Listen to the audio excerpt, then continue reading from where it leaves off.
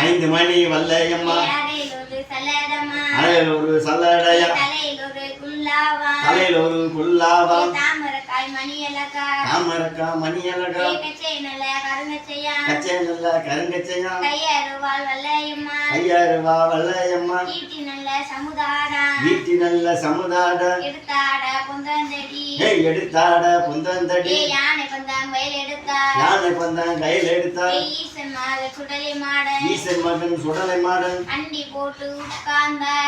போட்டு உட்கார்ந்தார் மாயாண்டி